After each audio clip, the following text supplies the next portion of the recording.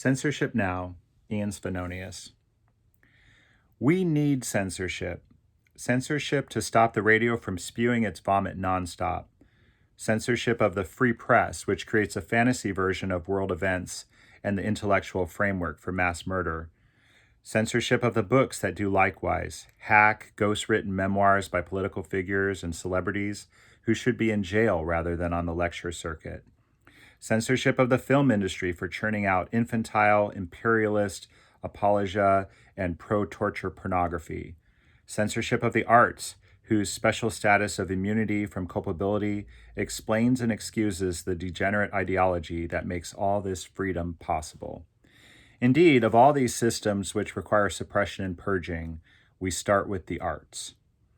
Art is the linchpin. Seemingly inconsequential freedom of creative expression is a red herring, a beard, a ploy, a false flag operation. Upholding the inalienable right for art to be anything, say anything, do anything, is a parlor trick designed by the lords of capital with extraordinary insidious implications. It has made art, instead of being the shield, weapon, and broadside pamphlet of the otherwise disenfranchised, attainable to anyone, into a holy bit of fluff, the well-being of which must be protected at all costs by the muscle of the militarized state. Upheld by the super-privileged, championed by the cosmically degenerate, what point is there in defending this beast? And what has the beast in such company become? Art is not purely sensual, nor does it lack intent or effect. Art is in the trenches, fighting for this viewpoint or that, either overtly or covertly. Art, in fact, incites more violence than anything else. When the state, like a rampaging mob boss, systematically destroys its opponents, MLK, Malcolm X, etc., how are we to interpret their patronizing embrace of the arts? With the regime reacting to its foes with such virility, how can the artist class not recognize the free rein extended to them as the ultimate put-down, the relegation of their work to sophomoric vanity? If art can change the world, which of course it can and does, isn't the freedom of expression doctrine really just a way to demote it to a theoretical gulag of absolute impotence and irrelevance? Dictators from time immemorial have had dicta about what art was acceptable or not acceptable.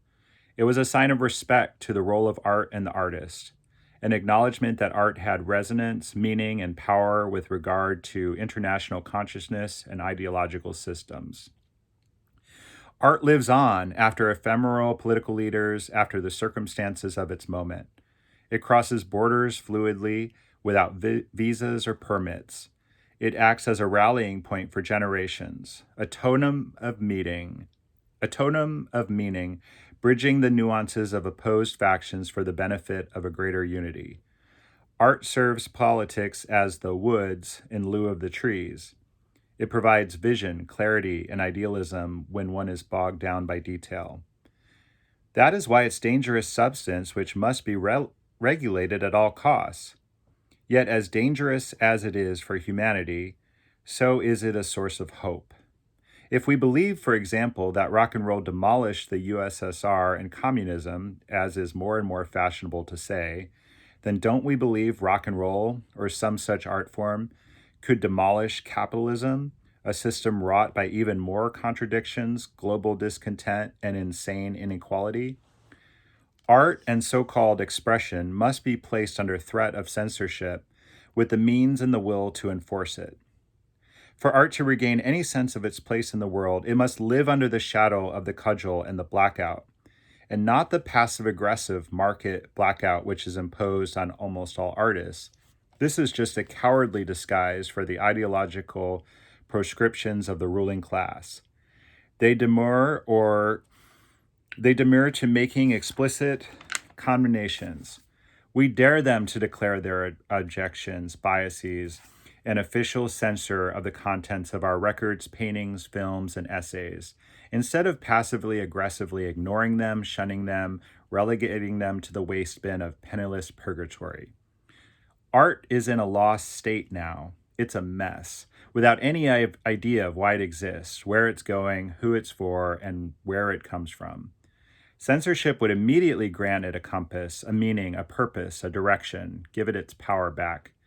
An artist who is anti-censorship is essentially waving a white flag, declaring their work to be inconsequential, a smudge, a scribble, a doodle, or polka dot. The music on the radio, pop, rock, rap, and country songs which promote class war and celebrate idiocy, sociopathy, immoral wealth accumulation, discrimination, and stultifying social roles, is the thrown voice of Wall Street. All of the brokers' values are exemplified in this music. Regardless of whatever charm the pop star stand-ins may have, they are on the radio only because they reify the debased values of the sadist power structure. The elite seek to program, dupe, hypnotize, control you, who they regard as their property, their bitch, through these proxy singers. Censor them. Don't let them talk to you that way. Let them crawl collectively into whatever stinkhole they came from. They can perform in secret for the Walmart Buyers Convention or whatever lonesome cabal of slime pimps elected them to the incessant, vacuous voice of mind control. But they must be barred from the airwaves, the record stores, the internet, and public consumption. Censorship for the radio.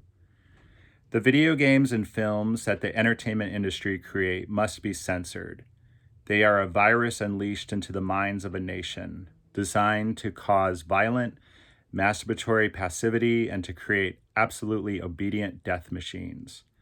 The liberal response to any contention that the stream of ultraviolence flowing from screen to eye to brain might be destructive is the following reductive equation.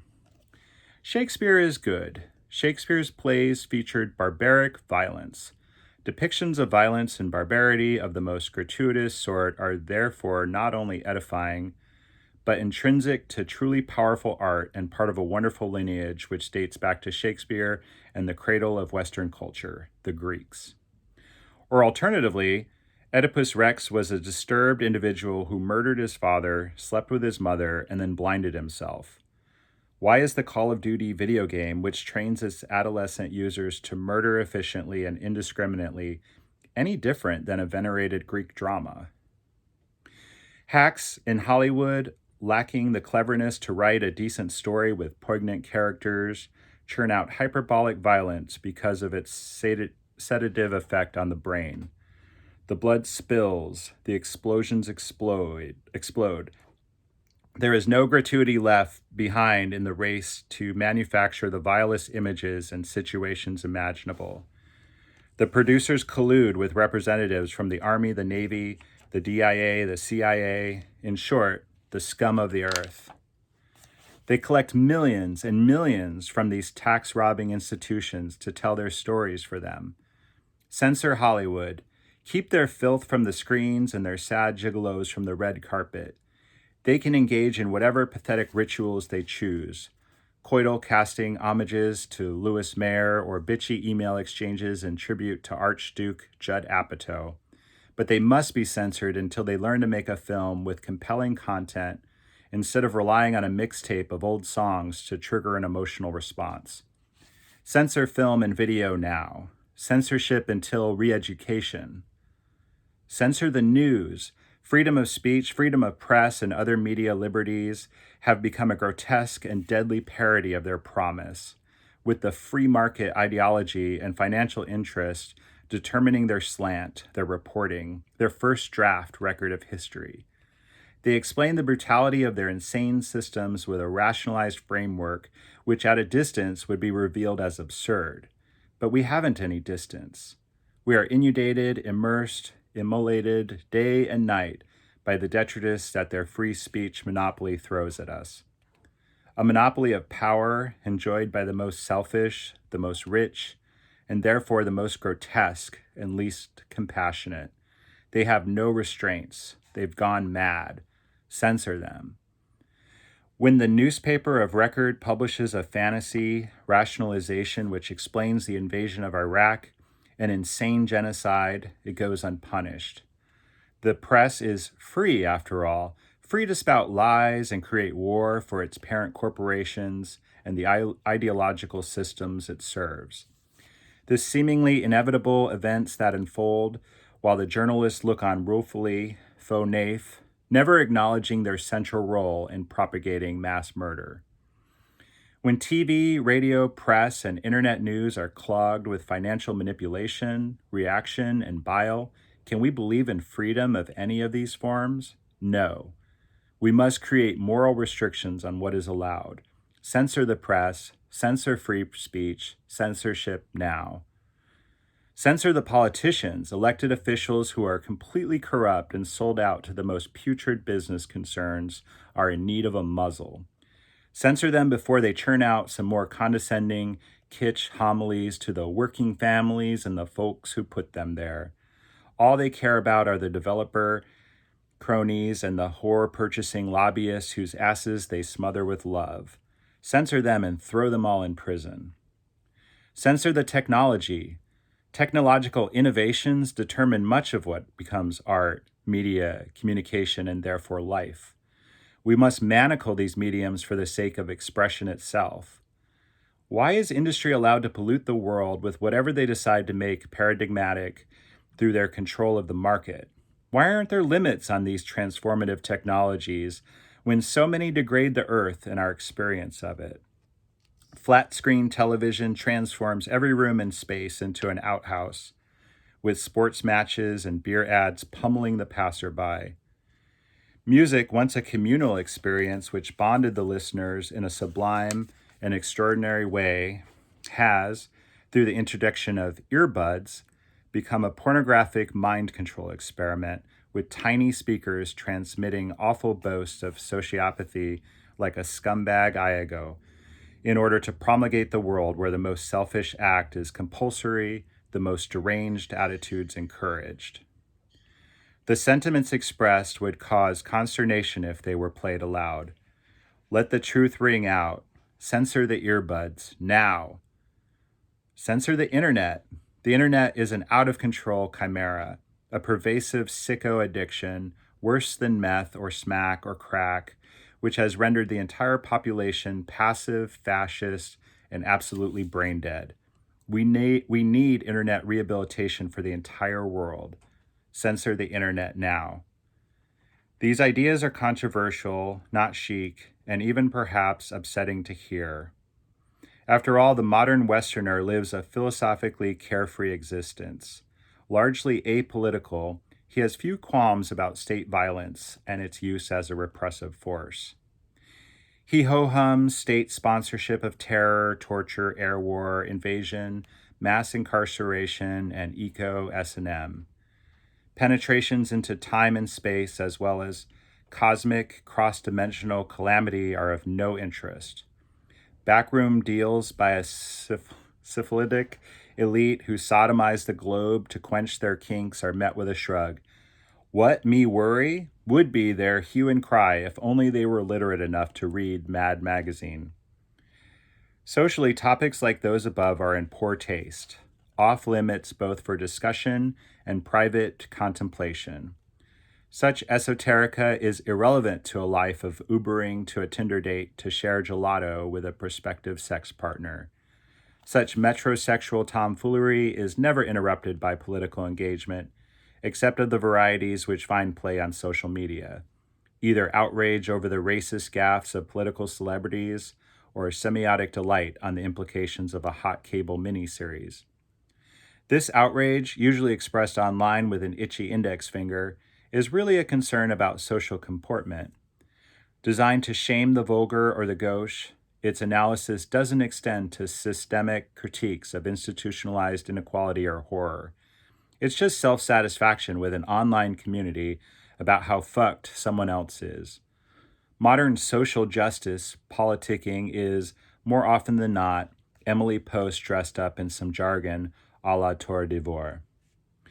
Political engagement or activism is therefore rare, but when awoken, the West person will spring to heroic action in defense of a few sacred values.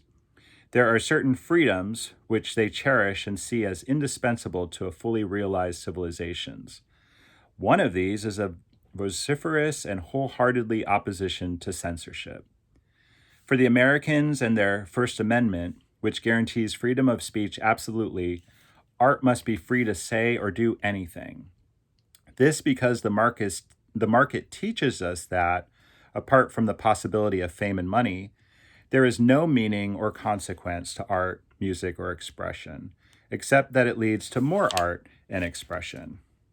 Under their capitalist ideology, after all, everything is equivocal. All culture, art, style, and thought are just data to be absorbed and regurgitated on the radio, on television, or on a tote as a mall boutique. Che Guevara's beret, Himmler's haircut, J. Edgar Hoover's nightie are all post-ideological, reduced to design elements in a melting pot of projected profits and consumer caprice. Meanwhile, freedom of speech, what they call it, is regarded as sacrosanct, and no barriers can be put around art, expression, and the free flow of information. In fact, there is no issue which ties the Westerner's panties in a knot quite so much as the idea that freedom of expression is being compromised. Where did he or she get this idea that people should be allowed to say whatever they want? Would they agree to a stranger with a PA at their dinner table spreading filth and bile uninterrupted? Would they permit them to insult friends and family with a bullhorn for their freedom of expression? If society is a kind of dinner table, then the radio, TV, media, news, politicians, art establishment, tech sector, condominium developers, neoliberal think tanks, armed forces, and professional sports leagues are the dark stranger, taunting, lying, harassing, and inciting violence over the basket of rolls. They respond that it's a two-way street, that we too can join in the conversation, and that anyone can do it.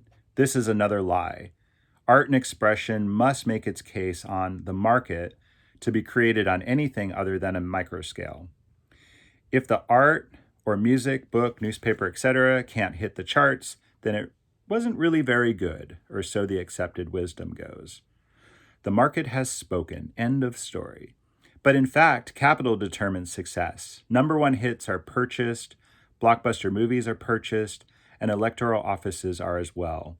TV stations, magazines, and newspapers are meanwhile the party organs of the super elite. The fake market is a de facto censorship, to be sure, but a censorship which we don't control. It ensures a racist, militarized, idiotic, imperialist, paternalistic message permeates art and society. We need a people's censorship, a grassroots censorship, an insurgent censorship, one which doesn't rely on the hypocrite goons of the militarized steroid state as the esoteric owl club who run it.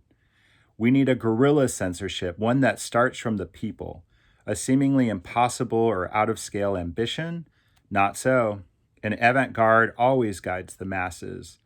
The people's degenerate taste, sick and twisted to be sure, is a product of their disaffection from art, top-down programming, and the power of commercial psyop mind control. They can be guided out of the toilet just as they were guided in. We start the censorship one thing at a time, with a little organization and a little bit of guile. We can do it. Censorship until re-education. Censorship now. The people want censorship. Their sadistic trolling on the internet, the hate speech which litters the mouths of the lowest morons, and the massive popularity of pornography of the vilest sorts are misplaced attempts at being censored. Whipped into shape, made to skulk into the corner. In the existential void created by the money god, any sort of punishment seems preferable to the asinine free, not free purgatory to which we are assigned. Likewise, art, most recently rock and roll, is always searching for censorship, nipping at the ankles of what is allowed. Such ploys are characterized as marketing stunts or infantile gamemanship, but in fact they represent a desperate attempt at substance. Rock and roll resents its official role as a paragon of nothingness, meaningless rebellion to rehabilitate capitalism's predations and fascistic total control. It's always dreamed it could be something more, that its rebel gestures could be real, but the market denies it any meaning by refusing to censor its perversions, its provocations, its politics, or its puerility. His rights defended by the state, the rocker is reduced to nothing. In lieu of the censor, the musical groups have created proscriptions for themselves by hiding outlaw esoterica on their products. Hence the satanic symbols in the designs of record jackets, the backward concealed messages engraved in the grooves of vinyl, and the tantrums thrown by the stars of the stage, who expose themselves publicly, break FCC codes, and otherwise pester the authorities to forbid their expression.